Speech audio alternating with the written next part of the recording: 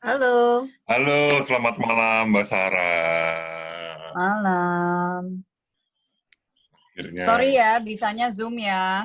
ya nggak apa-apa Mbak. Emang ini kok emang udah lagi emang lagi kondisinya begini, jadi nggak mau maksa juga. Hai, Oh, hai, halo, sebentar Mbak, ini mau direkam dulu. gimana sehat? Alhamdulillah sehat, cuman agak bingung aja sama kerjaan, jadi ya begitu. Oke, Semua sepertinya di kondisi yang sama. sepertinya begitu. Oke, Mbak Sarah, boleh dimulai Mbak? Boleh, boleh. Oke, selamat datang di Podcast Manusia Tinggi. Kali ini gue bersama apa ya? Bingung Mbak nyebutnya. Gue lagi sama Mbak Rahayu Saraswati Joyo Hadikusumo yang aktris juga, aktivis juga, politisi masih nggak? Yeah, I guess so. Dan yang mungkin orang paling tahu adalah keponakannya Bapak Prabowo Subianto. Ya, kayaknya itu kalau mau jadi clickbait cuman itu yang dipakai gitu di mana-mana. Tapi Mbak, to be honest ya, gue ngundang lo bukan karena itu. Gue ngundang lo itu karena ngeliat di YouTube-nya Panji, dan kayak dari semua calegnya kecuali termasuk bos gue yang sama-sama caleg Gerindra juga pada waktu itu, gue melihat Mbak Sarah tuh paling beda, paling apa ya, paling paling Bedanya bagus kan? bagus bagus. Maksudnya yang paling tahu apa yang diomongin dan paling tahu apa, kayaknya paling tahu gitu. Jadi kayak omongannya paling enak didengar gitu. Dan Yeay! gitu. Itu Mbak. Jadi that's why ya, buat yang follow Instagram gue tahu gue sengaja datang ke acara Kompas untuk nyamperin Mbak Sarah. Dan kebetulan waktu itu ada dua orang, Mbak Sarah dan Pak Jonan, dua-duanya. Oh, I admire them. Oke, okay. Udah jadi kebanyakan ini. Jadi kebanyakan. Thank you. Oke, okay, Mbak. Pertanyaan pertama, gimana WFH, PSBB? How you faced it in the last 3 months? Biar itulah. For me sih kayaknya kalau buat aku sendiri Tuhan tuh baik gitu. Kenapa? Karena banyak sih orang yang nanya gitu. Bahkan mereka juga mungkin lihatnya, wow Sarah you're so glowing gitu. Apa udah nggak se-stress dulu gitu.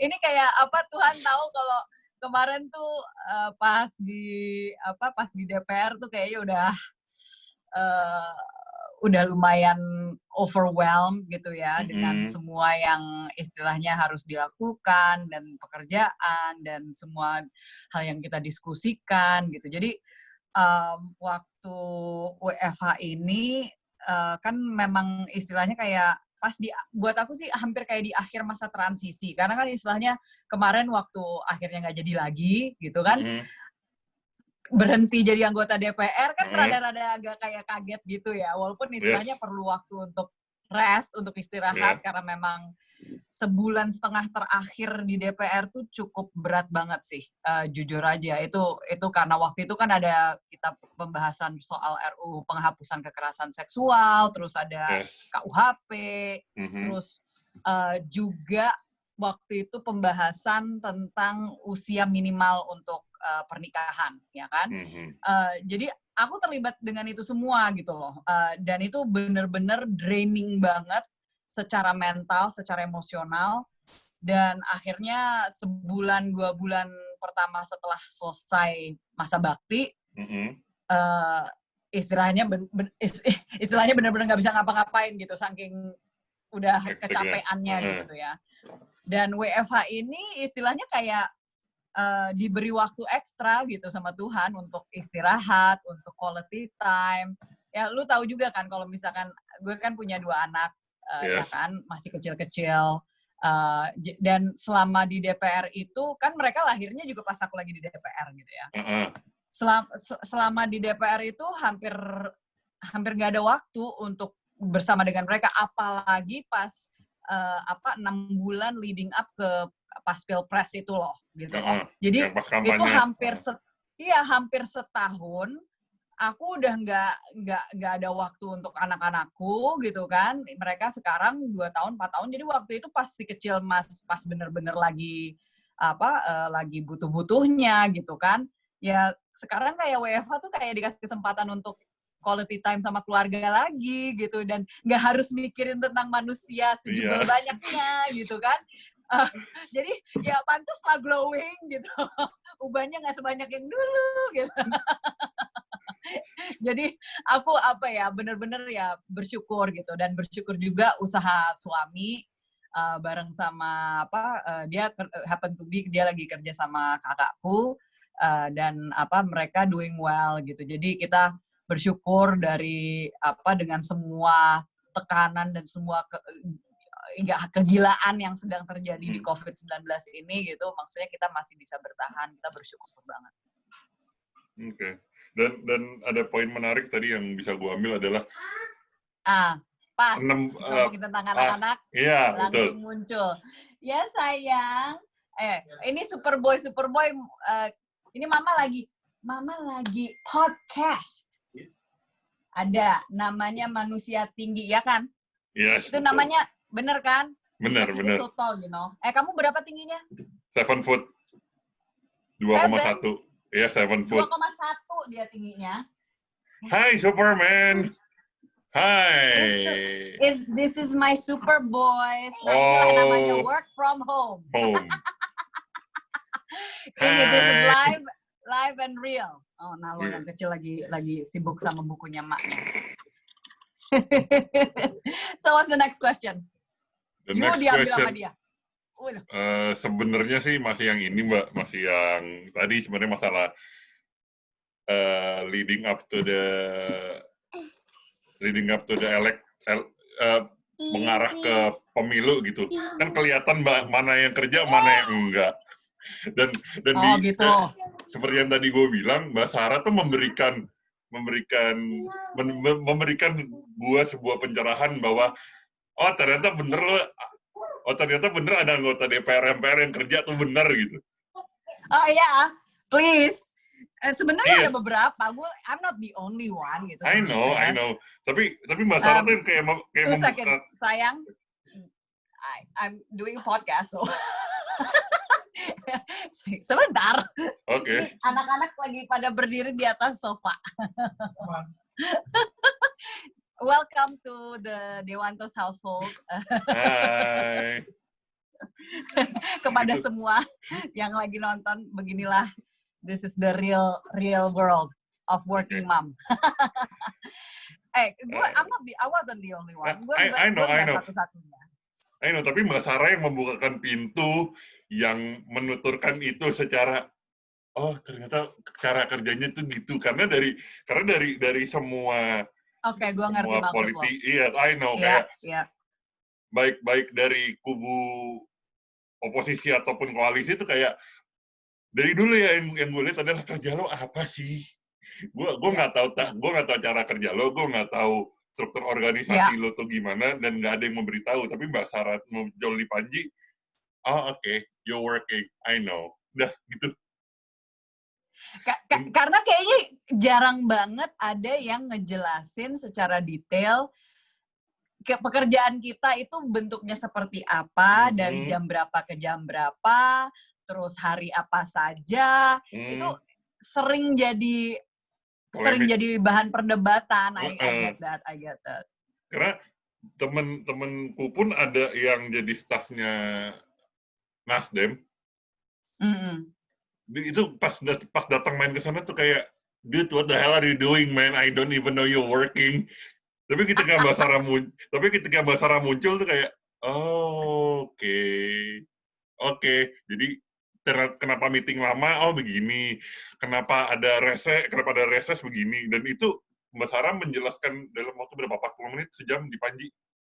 Iya, dia juga bingung, dan semua orang pada bilang itu yang paling lama sama dia sama gue 45 menit I think. I know, dan poin yang agak kaget adalah Mbak Sarah nggak kepilih lagi. Well, I, itu bisa bahan perdebatan lain karena uh-uh. sebenarnya terpilih, tetapi ya Hah? Really? because of Iya, gini, yang menjadi gue bingung adalah biasanya Mbak ya, biasanya yang nomor 1 di dapil itu biasanya naik. Iya nggak? ya, it's not always true karena waktu aku maju tahun 2014 aku nomor urut 2. Uh-uh. And then? Jadi nggak it's not always true bahwa yang dapat nomor urut 1 kan gitu. Tapi kali ini happen to be aku sih sebenarnya terpilih dan nggak mungkin dong aku maju ke MK tanpa bukti gitu loh. Jadi Bukti apa? waktu aku ngajuin ke MK gugatannya itu dengan 10 container box bukti bahwa suara gue ada 4 ribuan suara yang hilang gitu. Really? Iya. Wow. Jadi kalau C1-nya itu dilihat, dari C1-nya aku ada 4.000 suara yang di level berikutnya itu nggak ada. Oke, itu nggak ada beritanya. Gitu. Jadi makanya waktu itu aku secara terbuka, aku ngasih tahu orang bahwa sebenarnya MK itu menolaknya pun juga berdasarkan alasan yang mereka pakai adalah administrasi, bukan karena aku nggak punya bukti. Oke. Iya. Oke. I'm kind of shocked. Oke, move away from politik karena yang sebenarnya ada satu poin utama ketika kolegi riset Mbak Sarah adalah Parinama Asta. Why? I mean like Mbak Sarah tuh sosialita, Mbak Sarah tuh aktris di dunia entertainment, and then politik juga. Kenapa ke aktivis seperti ini gitu? Jadi justru aku masuk ke politik itu karena itu. Nah, mungkin banyak orang yang belum tahu ya Parinama Asta itu apa. Jadi Parinama Asta itu adalah yayasan yang saya dirikan tahun 2012 karena saya mulai mengetahui tentang perdagangan orang sejak tahun 2009. Jadi 2009 baru tahu tentang perdagangan orang yang lebih dari sekedar cuman yang kita dengar ya istilahnya TKI, itu lalu dia disiksa di negara mana. No, perdagangan orang ini kan bisa berbagai macam bentuknya. Apakah itu sex trafficking, apakah itu organ trafficking, apakah itu pekerjaan paksa. Karena kerja paksa pun juga masuk ke dalam perdagangan orang. Jadi aku melakukan riset setelah itu, terus keliling Indonesia sampai juga internship di Philippines, belajar juga di Nepal tentang isu ini, dan akhirnya aku mendirikan Parinama Asta ini di tahun 2012.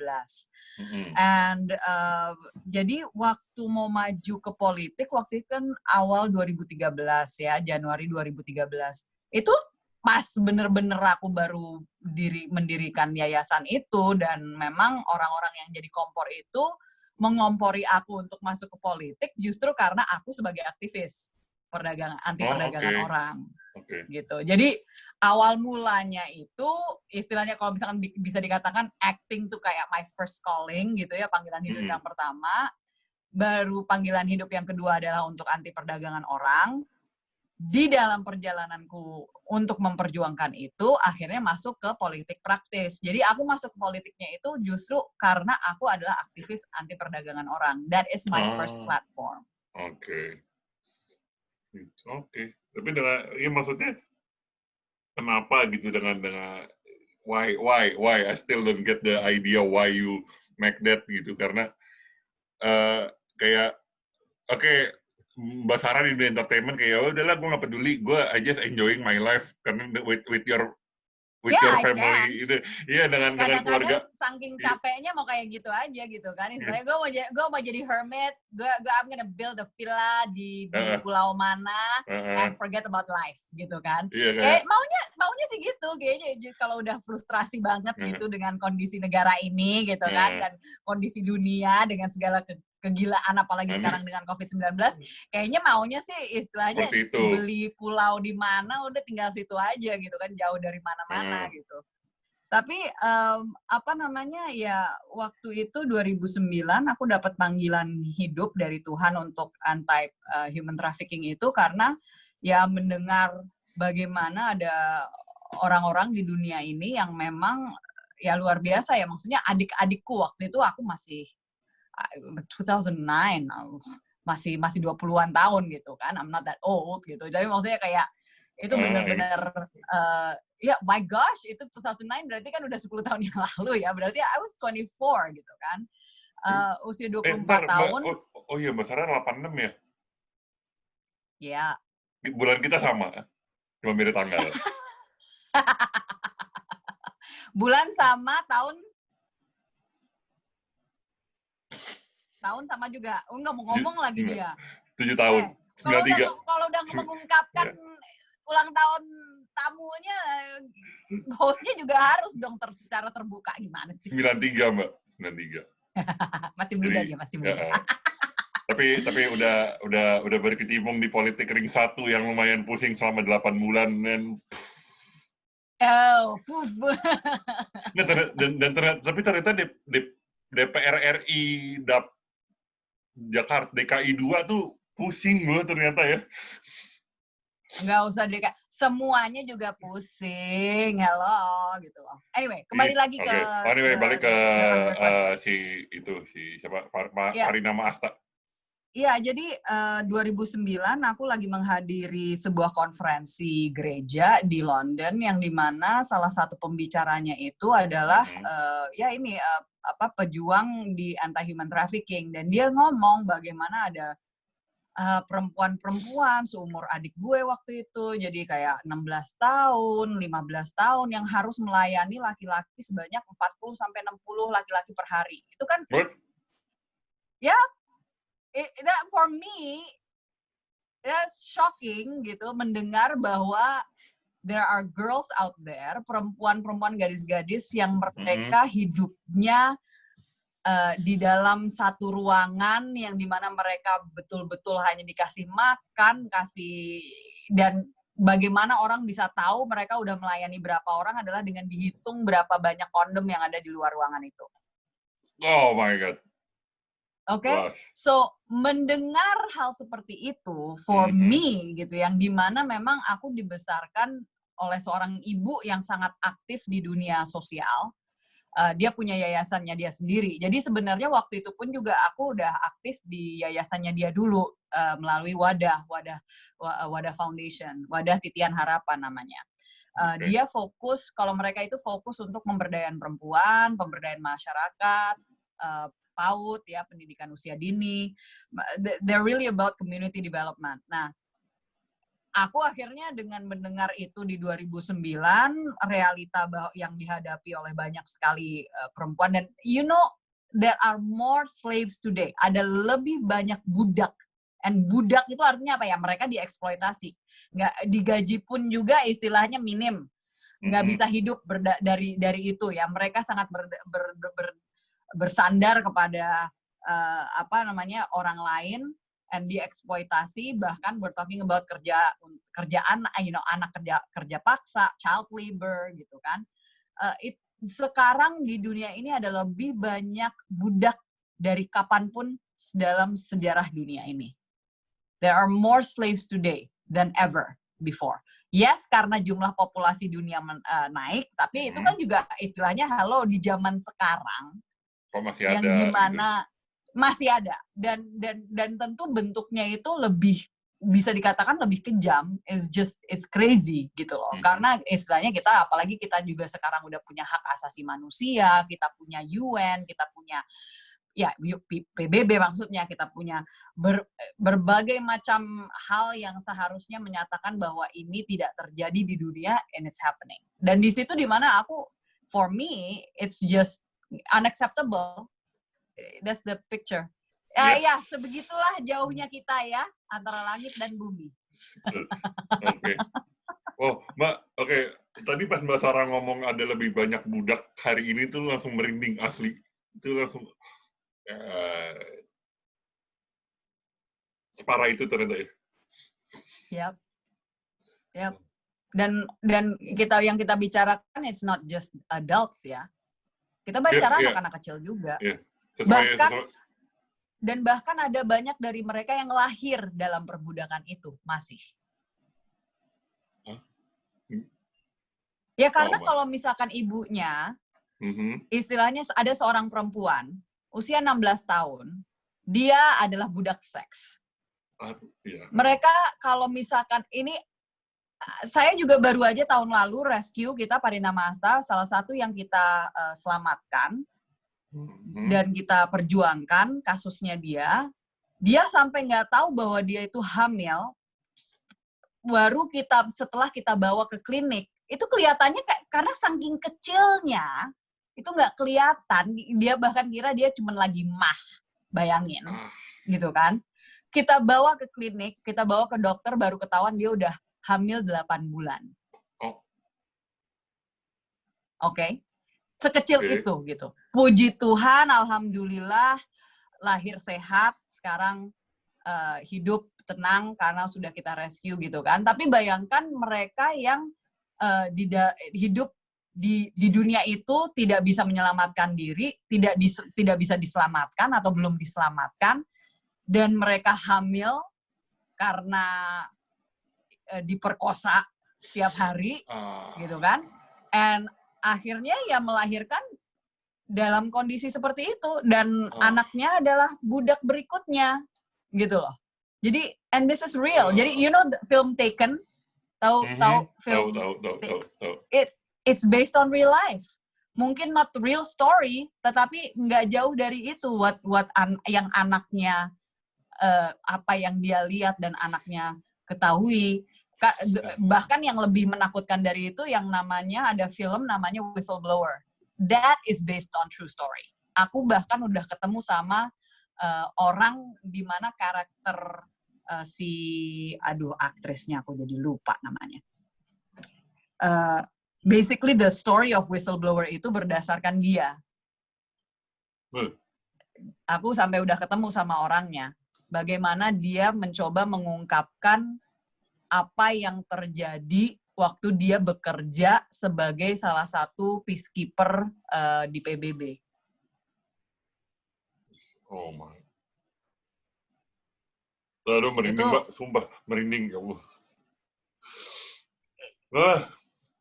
Horor-horor seperti itu yang kita pikir itu hanya terjadi di film-film is real. Itu real. As you can see on my face tuh kayak ya. Yeah, it's a lot to take in. Itu bukan satu hal yang kita bisa dengan gampang, you know, and itu yang wake up call for me, gitu loh. And that is why, gitu. Kalau buat aku sih gampang aja. Ntar kalau misalkan ketemu sama Tuhan pada waktunya, gitu, aku nggak mau malu aja. Jangan sampai aku udah dikasih tauin bahwa ada semua itu ada realitinya, dan ada banyak yang membutuhkan bantuan untuk bisa escape from that. Terus aku diem aja nggak melakukan apapun. So, that is why, gitu. Lo udah ngelihat, lo nggak bantu, lo parah. Pasti digituin. Iya. Ya, pasti akan ditanya. Why? Waktu itu gue udah nunjuk, kasarnya. Waktu itu saya sudah menunjukkan kepada kamu ada realitas seperti ini, terus kamu nggak ngapa-ngapain. Like, what the heck? Okay. Untuk apa gue kasih lo posisi itu? Untuk apa gue kasih lo? Ya kayak gitu kan? Iya. So, buat aku, I'm a true believer, with great power comes great responsibility. Aku dibesarkan oleh ayahku, oleh opaku dengan that principle. Bahwa bahkan sebelum Spider-Man keluar ya, di mana that saying jadi orang pada tahu, wow, great. Quote itu udah lama, Bo. Ya, udah lama banget. Ya kan? Dan kalau opaku almarhum dulu itu ada satu quote yang dipakai oleh my dad untuk ngajarin ke kita. Itu namanya noblesse oblige. Noblesse oblige itu artinya istilahnya the privilege of the nobility, gitu kan. Kalau misalkan kita punya, we are blessed, gitu. Kita sudah bersyukur, kita sudah diberkati dengan posisi yang privileged, gitu kan. Yang dimana kita di posisi yang punya kuasa, ya, with great power, atau dengan posisi itu sendiri yang istilahnya kita bisa jadi influence, atau kita punya kelebihan secara materi, tenaga, semangat, whatever.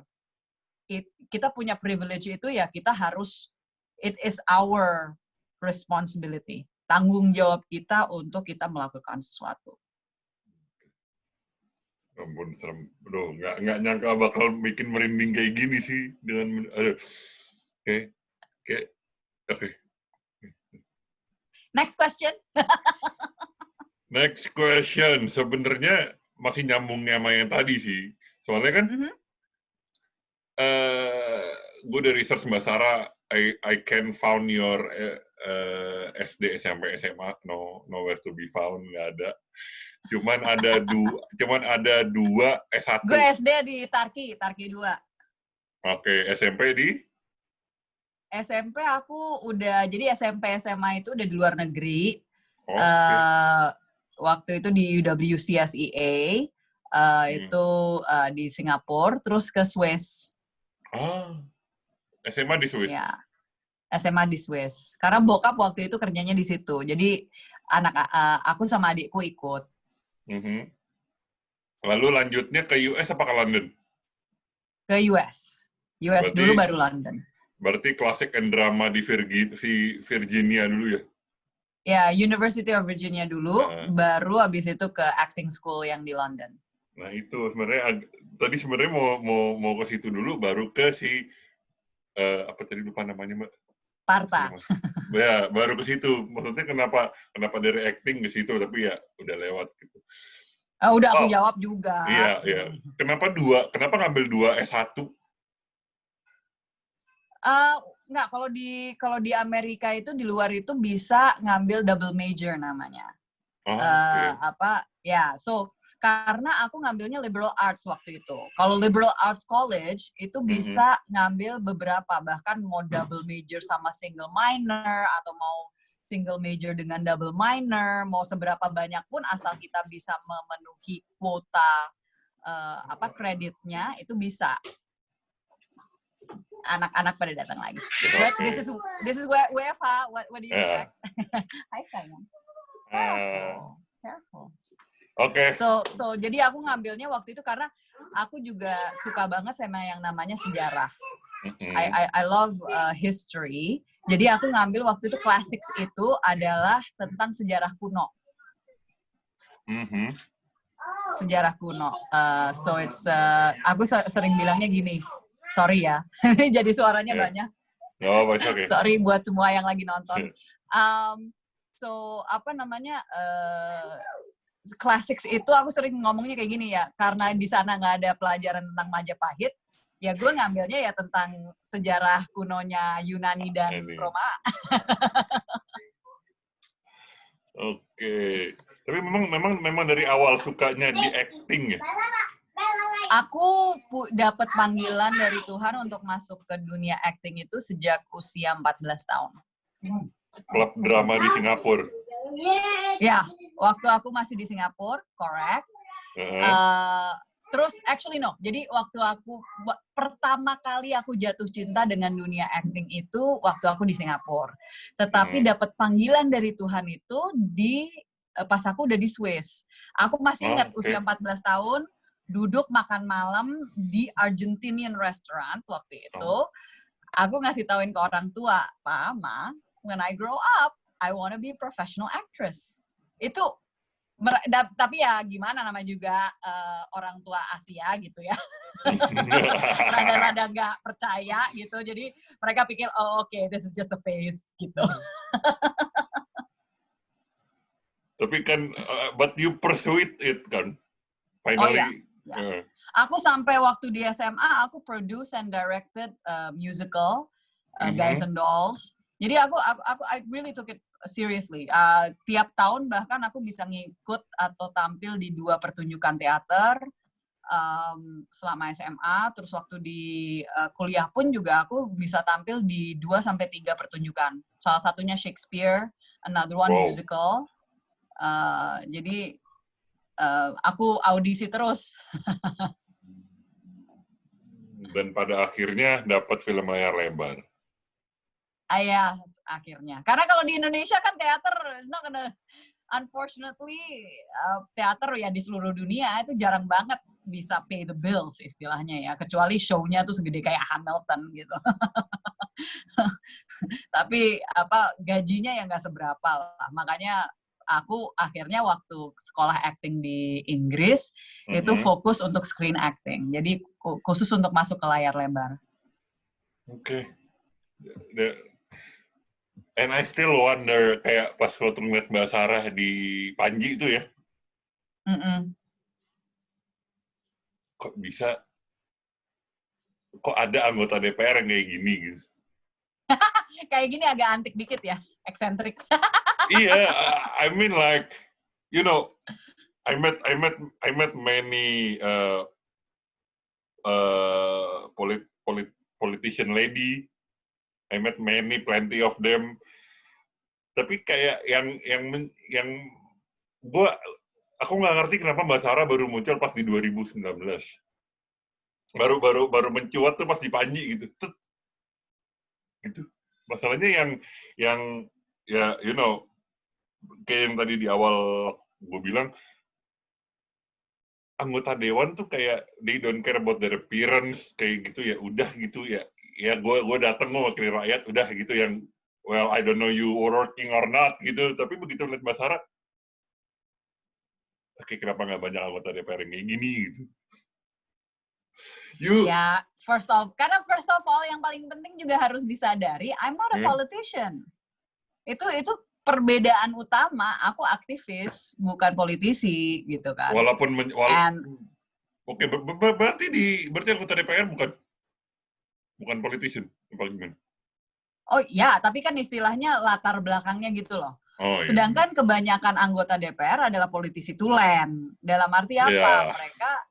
Mereka melihat jabatan anggota DPR itu sebagai posisi yang mereka memang working towards that gitu loh, bahwa itu adalah job gitu kan.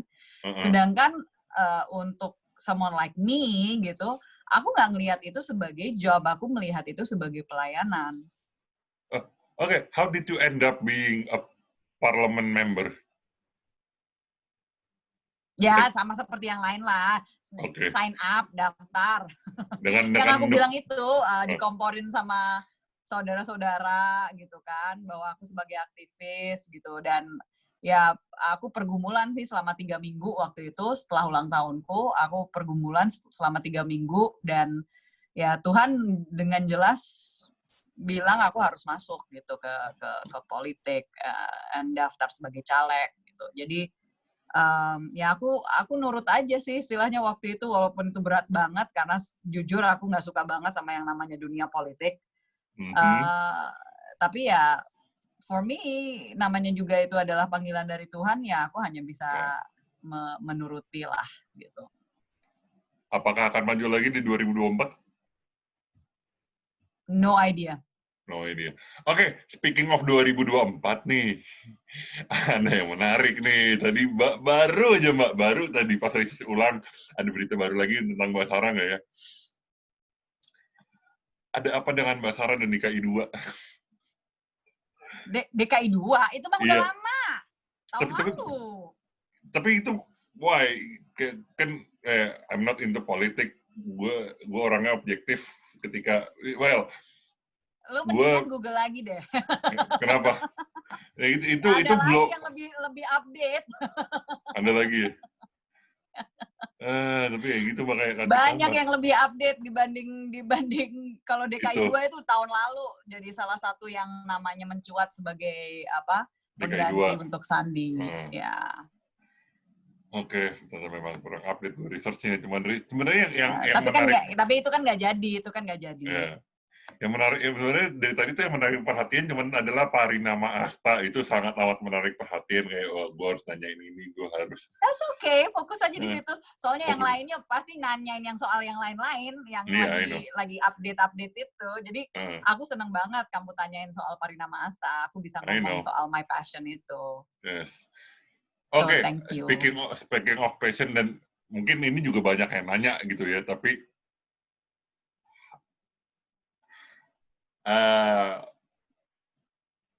bagaimana rasanya ada di lingkungan ring 1 kepemerintahan gitu? Aku jauh kali dari ring 1, tergantung orang lihatnya kayak gimana, tapi ring jauh banget. Yeah, I mean like dengan with your uncle being the Menteri Pertahanan gitu, dengan semua nama Mbak Sarah tuh jadi spotlight nggak sih semenjak Pak Prabowo naik gitu? Ya, spotlightnya juga sekarang gara-gara ada beberapa hal yang mencuat kan gitu. Ada yang positif, ada yang negatif. Ya, it's always namanya juga hanya karena nama gitu. What's in a name? Tapi karena nama ya orang langsung gampang banget untuk menilai, menghakimi gitu kan, tanpa kenal, tanpa tahu, hanya karena nama gitu. Ya itu udah biasa lah. I was born with it gitu loh, karena lahir besar juga dengan tekanan yang luar biasa, mengetahui bahwa dengan nama Joyo Hadikusumo tuh gak gampang gitu kan, orang punya certain expectations gitu. Ya aku besar di lingkungan itu gitu. I was raised, dibesarkan oleh my mom untuk menyadari itu betul. Jadi tapi satu hal yang I really appreciate, dan aku juga bilang ini ke setiap kali di interview, bahwa I don't look at it as a burden gitu loh. Karena kita memang dibesarkan itu dengan kesadaran penuh bahwa our ancestors, nenek moyang kita, itu layak dibanggakan gitu. I mean, not all of them, of course. Pasti ada beberapa lah namanya juga ya. Tapi kalau kita bisa tahu, istilahnya menelusuri jejak nenek moyang sampai kemana gitu kan, itu kan luar biasa gitu loh. Dan kita bisa tahu bahwa kita datang dari keluarga pahlawan dan orang-orang yang ikut memperjuangkan bangsa dan negara ini gitu loh.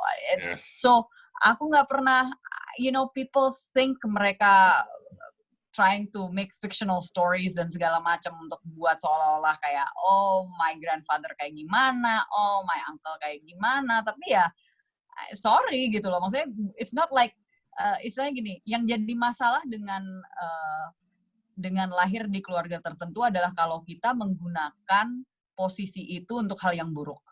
Tetapi kalau kita menggunakan posisi itu untuk hal yang baik, salahnya di mana? Kan gitu. Jadinya I really need to remind, aku perlu mengingatkan kepada masyarakat dan anak-anak muda terutama, hati-hati kalau misalkan menilai berdasarkan your own prejudice, gitu kan. Prejudice terhadap seseorang berdasarkan your prejudice karena kelompok itu, gitu. Ya, jadi itu akhirnya yang terjadi adalah diskriminasi, gitu. That's what happened in bahwa apa? Ya, bahwa I'm sorry gitu loh. Tokoh-tokoh di seluruh dunia juga mereka adalah banyak dari mereka adalah anaknya seseorang. Justin Trudeau, Prime Minister of Canada, dia adalah anak dari a former Prime Minister. Gitu loh. Kita juga ke Jepang. Jepang juga itu anak dari former Prime Minister. Gitu kan. Lu mau nariknya kemanapun, pasti istilahnya gini, apple doesn't fall far from the tree seringkali, gitu ya. Walaupun tidak selalu, dalam arti ya jangan sampai kita juga berpikirnya adalah otomatis karena bapaknya adalah seperti ini anaknya juga. No, itu juga namanya diskriminasi dan itu namanya istilahnya kita prejudice gitu kan. So ini just a reminder bahwa istilahnya kita harus benar-benar bisa. Ini pun juga aku ngomong pada diriku sendiri ya. Misalnya kita harus bisa membedakan antara orang tua maupun juga ya kalau bahasa Jawanya tuh istilahnya titik kok aku ngeblank. Dor. Ini kalau udah error kayak gini nih, belum makan soalnya, Dor. Oh, belum makan. Belum makan. Ya, titis, tetes, bibit, bebet, bobot. Ya ampun. Ya, bibit, bebet, bobot. Thank you. Bukan titis, tetes. Bibit, bebet, bobot. Thank you so much. Oh my gosh, gue lagi ngeblank banget. Sama-sama orang Jawa, Mbak So ya. Iya, thank you. At least you get it lah. Gue lagi ngeblank. Oke, bibit, bebet, bobot. Kan kita percaya, tapi ya itu kita balik lagi, kita harus bisa memberikan kesempatan bagi mereka untuk bisa membuktikan diri gitu kan. So back again gitu, for me aku cuma bisa ngingetin pada diriku sendiri, ngingetin pada orang lain bahwa kita nggak bisa memilih kita lahir di keluarga mana. Yeah. Tapi apa yang kita lakukan dengan kondisi itu, mau itu di kondisi privilege maupun kondisi tidak privilege, apa yang kita lakukan dengan posisi itu yang make an impact. Bukan hanya yang privilege loh yang di istilahnya didiskriminasi. Mereka yang non privilege juga didiskriminasi. Sudirman Said aja dikata-katain sama guru-guru maupun juga teman-temannya dulu bahwa lu kan orang miskin, lu nggak bisa ngapa-ngapain. And then boom, dia jadi salah satu orang yang brilliant yang bisa dari desa kampung yang salah satu yang tertinggal di Jawa Tengah gitu kan. And dia bisa naik menjadi who he is now gitu kan. Seorang menteri, dan menterinya pun juga bukan kementerian yang ecek-ecek gitu kan. Itu kementerian yang berbobot habis gitu loh. Parah. Yang strategis lah. Ya. So kita harus benar-benar belajar untuk memberikan orang kesempatan untuk bisa membuktikan diri. Menteri ESDM. Itu dulu dia. Ya, ESDM. Waktu itu maju sebagai calon gubernur Jawa Tengah. Speaking of Jawa Tengah ya, Mbak Sarah tuh kenapa waktu itu daftarnya di Jawa Tengah ya? Oh, kalau waktu itu emang aku ditempatkan di situ. Aku nurut aja waktu itu. Mbak Sarah tuh Jawanya Jawa mana sih? Di Hadikusuma tuh kalau aku Jawa hybrid, Tengah. Say. Aku hybrid. Hybrid. Mobil dong. Iya. Karena aku seperempat, jadi aku setengah Ponorogo, seperempat Banyumas, and seperempat Manado. I see where the beauty came from. Ya. Yeah. Thank you. Ada Manadonya ya, oke, udah no debat. Masa Jawa nggak ada beauty-nya? Jawa juga beauty kali. No. In my opinion, Jawa tuh bukan, Jawa is not beauty. Jawa is elegant. Ayu elegan gitulah. Jawa tuh elegan semua. And iya, tapi di akunya yang dapetnya yang ya Banyumas sama Ponorogo warok. Yeah, that's what I see from you gitu. Oh, ada Manadonya. Oke. Oke, aduh, apa lagi tadi ya? I don't know. Udah sih. Udah saking banyaknya ya. Udah. Informasinya.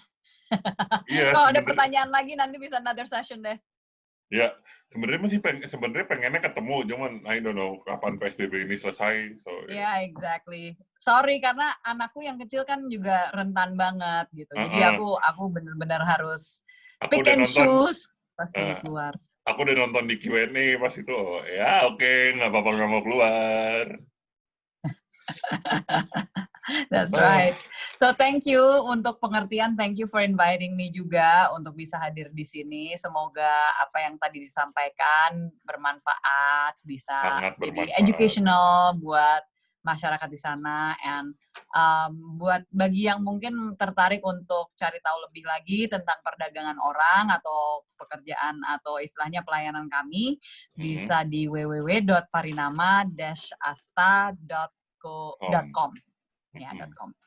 Dan itu desainnya sangat amat mencolok mata loh, Mbak. Harus dong. How much did you pay? Yeah, what the? No, bukan. Iya, posternya gitu. Iya, posternya langsung. Lo berani bayar berapa? Dan itu langsung ditembak di depan tuh kayak, wow, easy man, easy, woi santai. Gue baru buka nih, gitu. Yap, dan itu gue bersyukur banget kita juga pas buat poster itu juga istilahnya semuanya pada doing it voluntarily gitu. Fotografernya, modelnya, terus segala macam. So, very, very blessed. Hero of the Year 2010. Wow. Oke, it's been a good session with Mbak Sarah. Seseorang yang gue kaget menemukan Mbak Sarah di kerumunan anggota MPR DPR sih, tuh biasa sih. Jadi ya. gue paling aneh di situ gitu, paling beda sendiri gitu. Iya, ini perbanyak yang kayak gini boleh nggak sih? Amin. Thank you. Well, ya kita berdua, kita semua tahulah rahasia umum bahwa politik itu kotor. We all know that. Oke, sudah dikonfirmasi oleh banyak orang. Tapi kan maksudnya let me juga correct that juga, bahwa apa tuh? Yang kotor itu bukan politiknya, tetapi manusianya. Okay. You see what I mean? Yeah. Politiknya is whatever we make of it. Politik adalah cara untuk memperjuangkan kebaikan masyarakat. Tapi kalau misalkan manusianya yang berada di dalam politik itu kerjanya nggak benar gitu kan, ya. Iya sih. Tapi makanya perbanyaklah orang-orang seperti Mbak Sarah gitu yang jelas gitu kerjanya kayak jadi gue tahu jadi kenapa si wakil dari Dapil Jatim 1 itu kantor di Jakarta, kenapa harus ke Jakarta kantornya. Kemarin itu terjelaskan dari Mbak Sarah di Panji, itu terjelaskan semua. Oh gitu cara mainnya, peraturannya gitu. Oke, menjelaskan semua. Tapi yang lain tuh kayak, gue anggota DPR bebas, lo mau apa, lo nggak bisa ngelawan gue, gitu. That's what I see sih. Karena ada beberapa orang lu tayang kayak gini, lu harus minta komisi nih dari Panji nih. Dari tadi lu promosiin dia gitu. Panji is friend of mine, tenang aja. Dia udah membayar gue dengan with a good price gitu. Pertemanan. Nggak, tapi gue bebas nonton turnya dia di kota manapun kecuali Jakarta. Wow, so, yeah. That's great. Gitu. Tadi ngomong apa sih? Sekarang ini ngeblank. Aduh. Kalau this one I cannot help you, I don't know. Tadi terakhir tuh bahasa apa sih? Kita udah ngalor ngidul sih. Ya itu dia ngalor ngidul. Tapi. But yeah, anggota DPR banyak yang perbanyaklah orang-orang seperti Mbak Sarah gitu ya. Amin. Amin maksudnya thank you, terima kasih sudah. Thank you so much for having me ya. Thank you so much for coming gitu. Oke, that's the session and akan mengakhiri rekamannya dalam 3, 2, 1 sampai ketemu di episode selanjutnya.